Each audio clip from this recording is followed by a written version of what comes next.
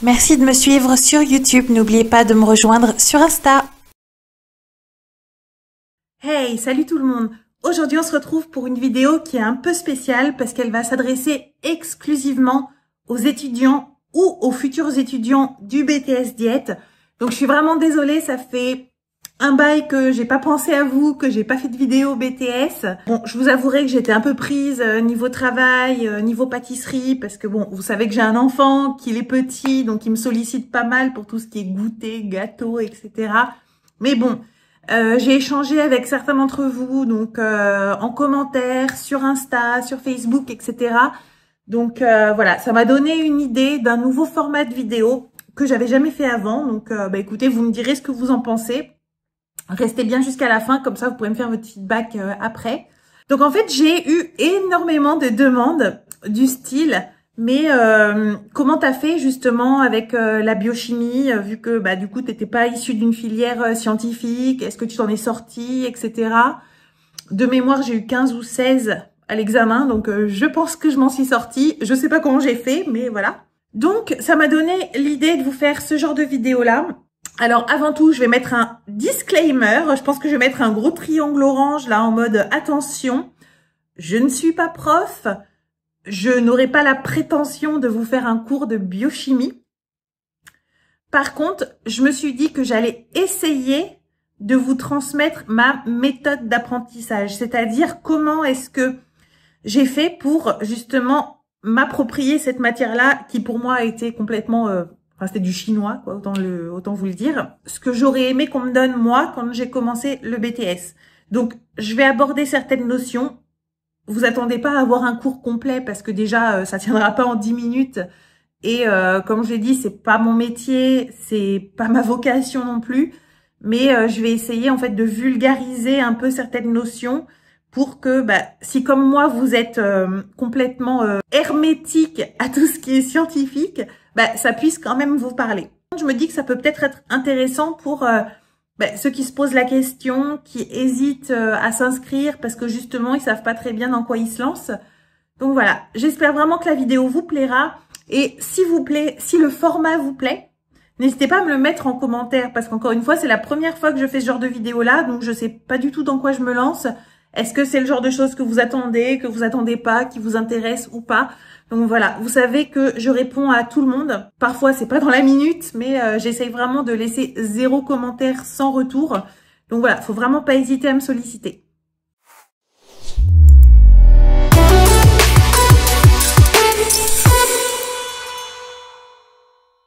Donc, je sais pas si vous êtes comme moi, mais c'est vrai que moi, quand je suis en cours ou quand on m'apprend des notions, j'ai toujours tendance un peu à me poser la question et à me dire, mais pourquoi je fais ça? À quoi ça va me servir, etc. Et c'est vrai que du coup, quand j'ai commencé les cours de biochimie, je comprenais pas très bien à quoi ça allait me servir dans le cadre du BTS ou de la diététique. Enfin, je voyais pas trop le lien. Donc, la première chose qu'on va faire, c'est déjà se replacer dans le contexte. D'accord? Donc, admettons, vous mangez un aliment.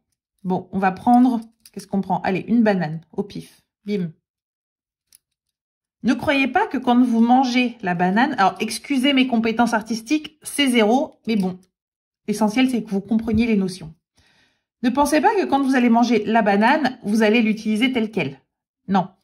Votre corps, il va décomposer cet aliment en plein de différents éléments. Donc, on va retrouver des vitamines, des minéraux et des nutriments, notamment.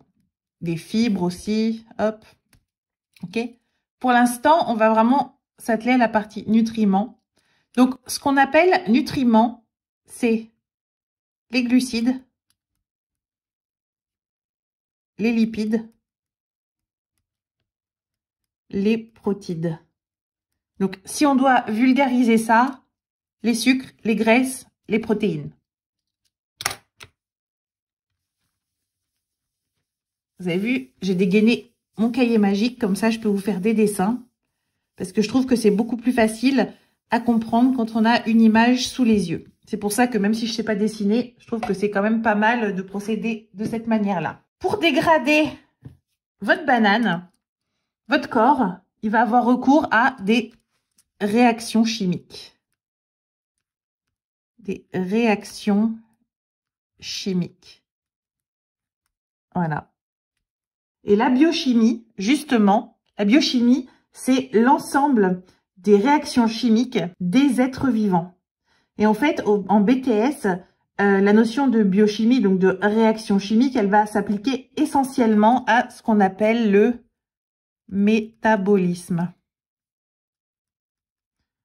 C'est-à-dire la façon en fait dont le corps va produire de l'énergie, soit en dégradant des nutriments, donc comme on a vu tout à l'heure qui sont issus des aliments, soit en autonomie, parce qu'il y a aussi certaines réactions métaboliques qui ont lieu en autonomie, je dirais par exemple dans le foie.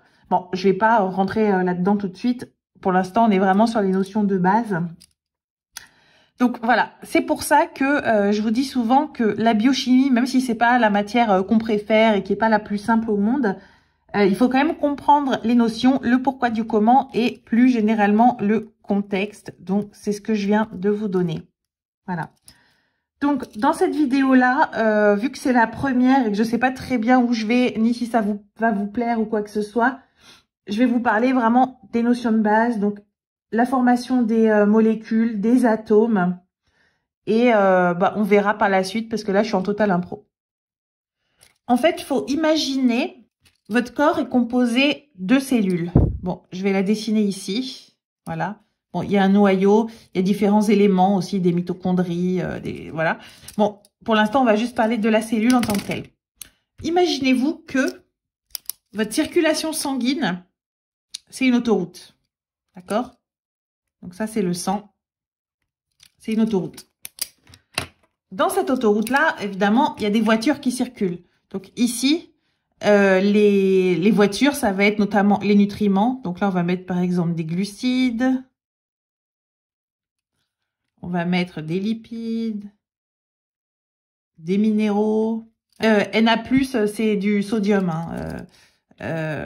Si je mets sel, ce serait un petit peu erroné en fait. Mais bon. Bon, je vais écrire en toutes lettres. Sodium, calcium, etc. Voilà, tout ça qui circule dans le sang. Donc ça, c'est des voitures. Et imaginez que, du coup, votre cellule, c'est une autoroute. Et au fur et à mesure que les voitures, elles passent, bim, elles vont pénétrer dans la cellule. Et c'est le fait que, justement, ces éléments-là intègrent la cellule qui va permettre à la cellule de fonctionner et de créer, par exemple, de l'énergie. Alors, en biochimie, l'énergie, elle se fait sous forme d'ATP, hein, adénosine triphosphate. Bon, encore une fois, là, pour l'instant, on est vraiment sur des notions de base, donc on s'en fout de ce que ça veut dire. Mais voilà, faut savoir que votre cellule, elle a un rôle. Elle n'est pas là juste pour décorer. Et pour faire fonctionner la cellule, il faut donc que votre circulation sanguine alimente la cellule en différents éléments dont elle a besoin. Donc voilà, ça c'est une méthode qui moi m'a été très utile pour apprendre des notions de biochimie. C'est vraiment vulgariser, me faire des images, me dire ok, ça c'est ma station-service, ça c'est mon autoroute, ça c'est mes bagnoles, bam, ça rentre, ils font le plein et puis du coup ça permet à la cellule de fonctionner. Bon. Chacun va se créer ses propres images, hein, si vous voulez. Mais moi, le fait de faire des dessins, comme ça m'aide vraiment à comprendre le mécanisme. Donc déjà, il faut comprendre des termes génériques, notamment le terme molécule. Donc, une molécule, c'est un ensemble d'atomes. Ok ? Donc, la molécule, on va dire, c'est quelque chose de gros qui va être composé de différents atomes.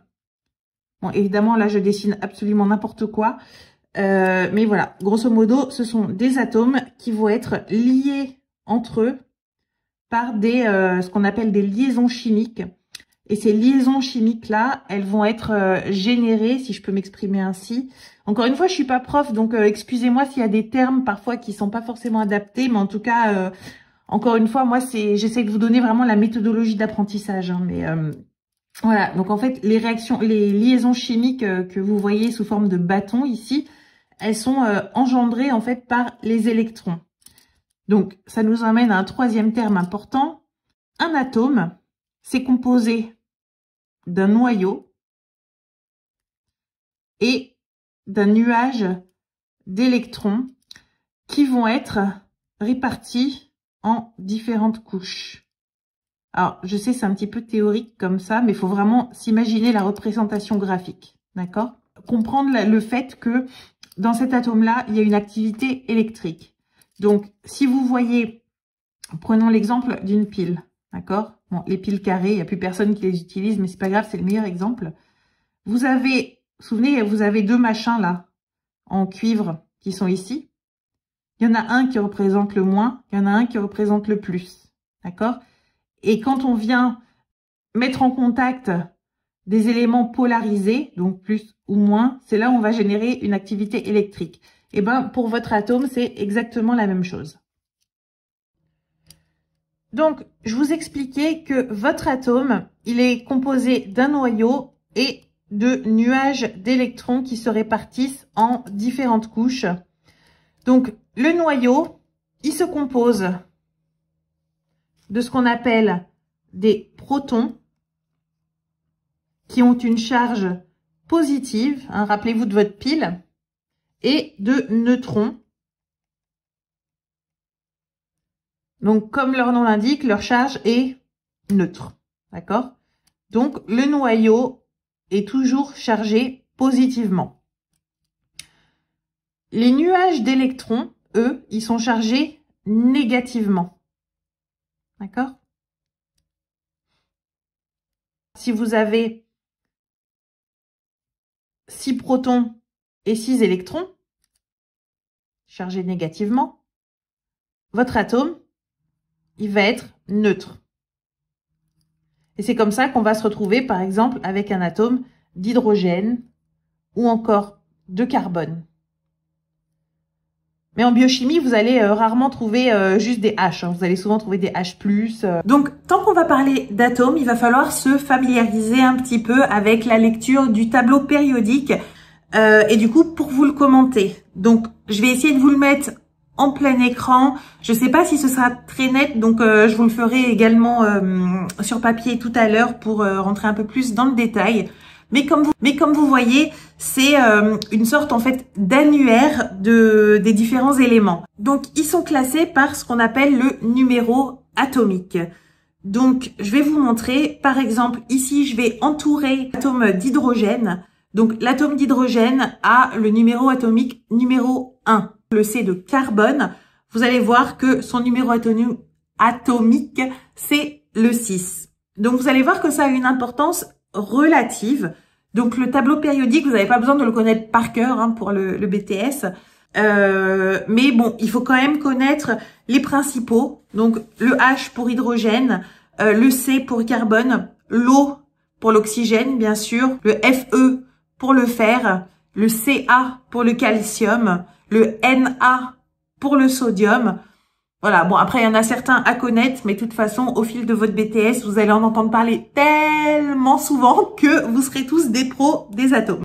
Donc là, on va partir du principe, justement, que le nombre de protons est égal au nombre d'électrons. D'accord? Dans le cas où la charge est neutre, bien entendu. Vous verrez que c'est pas toujours le cas, qu'on a aussi la notion de cation, d'anion, de polarisation, etc. Quand vous prenez votre tableau périodique, vous avez votre élément. Donc ici, par exemple, je vais prendre l'hydrogène. Alors, je vais vous prendre les principaux qu'on retrouve tout le temps hein, en biochimie. Quand vous prenez votre tableau périodique, voilà, vous avez votre petit carré et vous allez avoir ici le numéro, donc c'est le numéro atomique. Et vous allez avoir ici un autre numéro qui est la masse atomique. D'accord? Le numéro atomique, c'est le nombre de protons. C'est important de savoir ça parce que, comme je l'ai dit tout à l'heure, les protons, ils ont une charge positive, alors que les électrons, eux, auront une charge négative. Donc voilà, donc si on part du postulat que le nombre de protons et d'électrons est identique, alors la charge est neutre. On peut également avoir le cas où les protons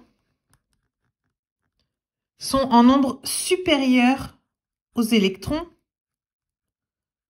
auquel cas, puisque ça, c'est chargé positivement et ça, c'est chargé négativement, normalement, on est d'accord, ça va être positif. Hein.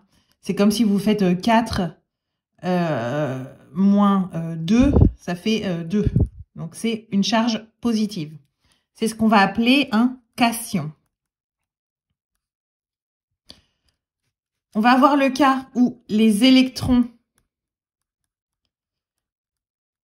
qui sont donc chargés négativement, sont en nombre supérieur aux protons, qui sont eux chargés positivement.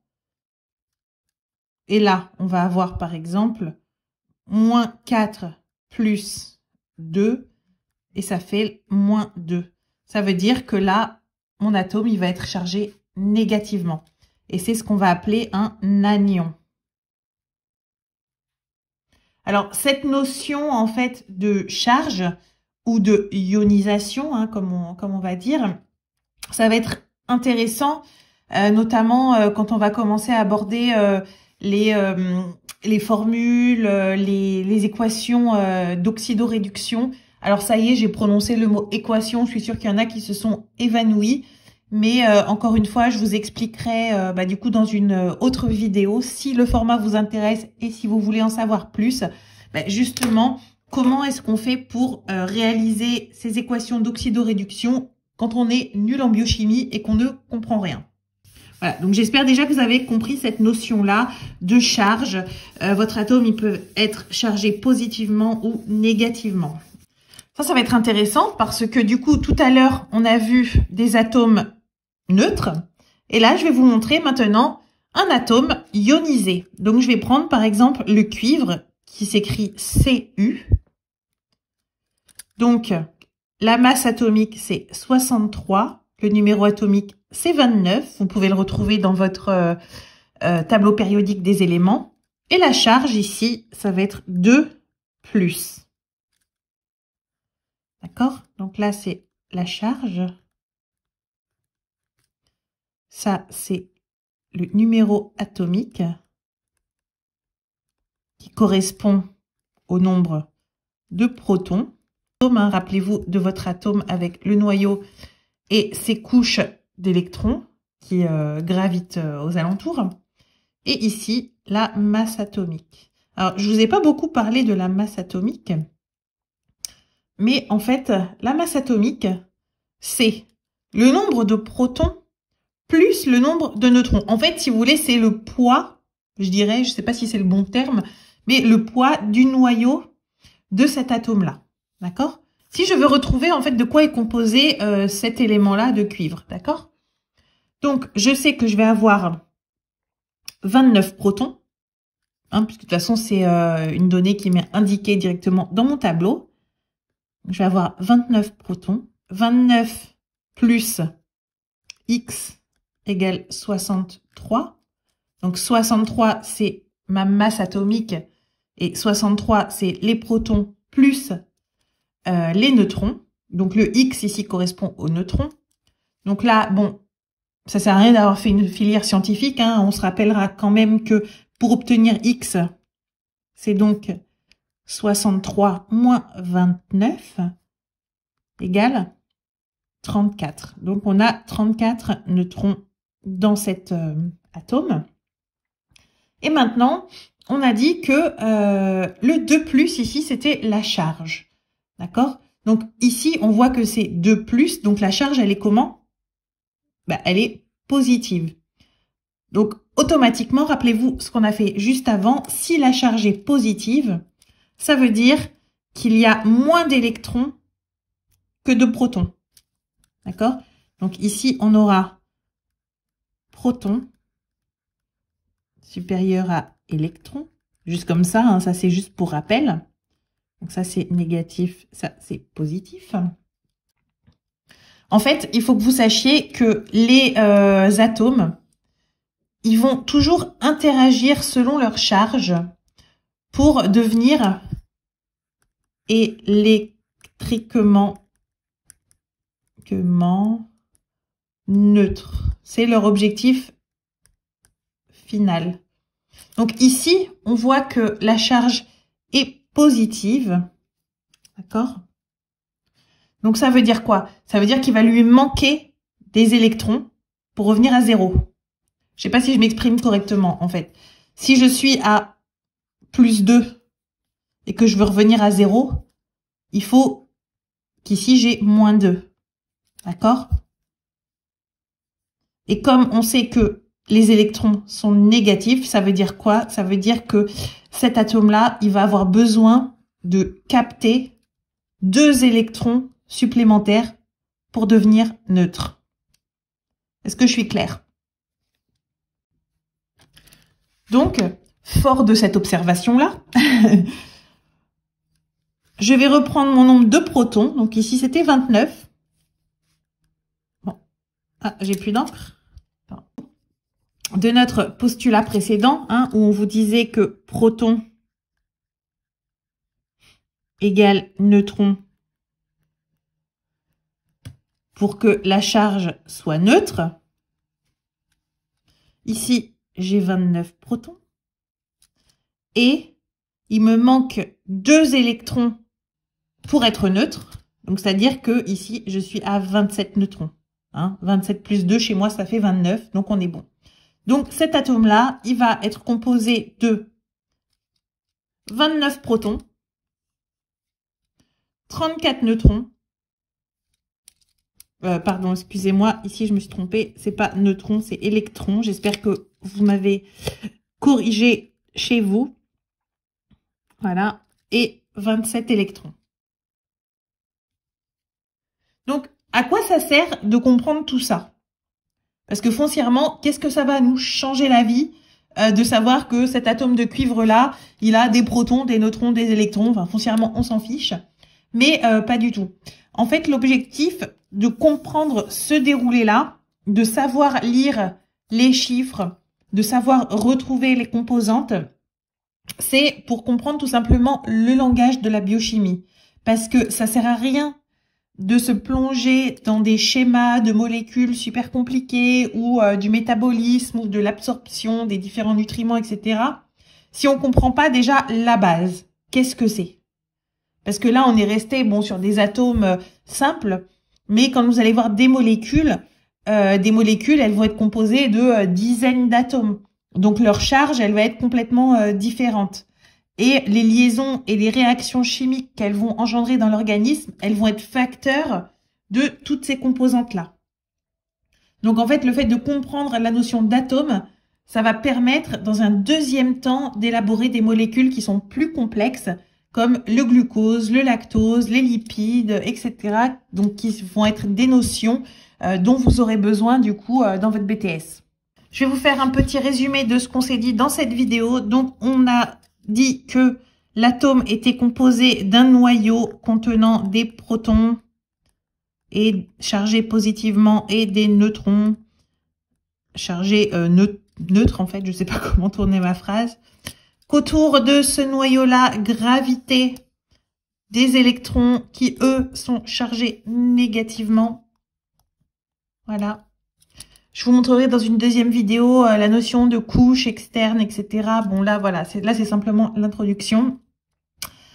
On a vu également comment déchiffrer, du coup, le tableau périodique des éléments. Donc, avec la notion de... Je vais reprendre mon exemple précédent, hein, hop. Avec la notion de numéro atomique qui représente en fait le nombre de protons, je dirais. Le numéro ici qui est la masse atomique, qui là pour le coup correspond au noyau. Voilà, donc là c'est le poids, je dirais, du noyau. Je sais pas si c'est le bon terme, donc je vais mettre des guillemets. Du noyau. Ici c'est le nombre de protons. Et ici c'est la charge ionique, qui va déterminer le type de liaison en fait que va pouvoir derrière former aussi votre atome. Donc, on abordera dans une deuxième vidéo la notion de liaison covalente, le nombre de liaisons que chaque atome peut créer, comment est-ce qu'on crée des molécules, etc. Mais voilà. Bon, en tout cas, ça sert à rien de passer à la suite si cette notion-là, elle n'est pas relativement claire pour vous. Donc, j'espère que du coup, c'est assez clair. Et puis, n'hésitez pas à me faire vos retours en commentaire. Bon, du coup, j'espère que la vidéo vous a plu, que vous vous êtes sinon rabiboché avec la biochimie, qu'au moins vous aurez vous aurez compris certaines notions et que peut-être vous n'êtes plus totalement allergique à cette matière. Laissez-moi savoir si le format vous plaît, donc postez-moi des petits commentaires pour me dire j'aime, j'aime pas, ça m'a aidé ou pas. Et également si vous souhaitez que j'aborde d'autres notions, parce que je me suis dit ce serait peut-être intéressant de faire une vidéo justement sur le même format avec des images et tout, sur le cycle de Krebs, peut-être sur l'assimilation des glucides, enfin ce genre de choses-là. Donc laissez-moi savoir. Je voulais aussi dire que on m'a demandé par mail, mais ça fait un certain temps déjà, de faire une vidéo technique culinaire sur l'utilisation des fiches, des bons de commande. Alors, je m'excuse auprès de cette personne, c'est vrai que je l'ai pas fait, ça fait des mois en plus qu'elle m'a demandé, donc c'est pas que j'ai pas voulu le faire, c'est simplement que, c'est vrai que moi au quotidien, quand je fais ma pâtisserie, j'utilise pas du tout ce format-là de documents, donc puis en plus je me voyais pas faire un bon de commande BTS diète sur des gâteaux qui sont strictement hors sujet par rapport au BTS. Et si vous regardez un peu dans l'historique de ce que j'ai produit en vidéo, c'était que des gâteaux crème au beurre et tout, donc qui n'étaient pas trop adaptés. Donc voilà, j'espère que si tu me regardes, tu m'excuses. En tout cas, j'ai pas oublié ta demande et je te promets qu'un jour ou l'autre, je le ferai. Bon, si ma chaîne vous plaît et que du coup, vous souhaitez voir d'autres vidéos, n'oubliez pas de cliquer sur le petit bouton s'abonner. Et je vous dis à bientôt!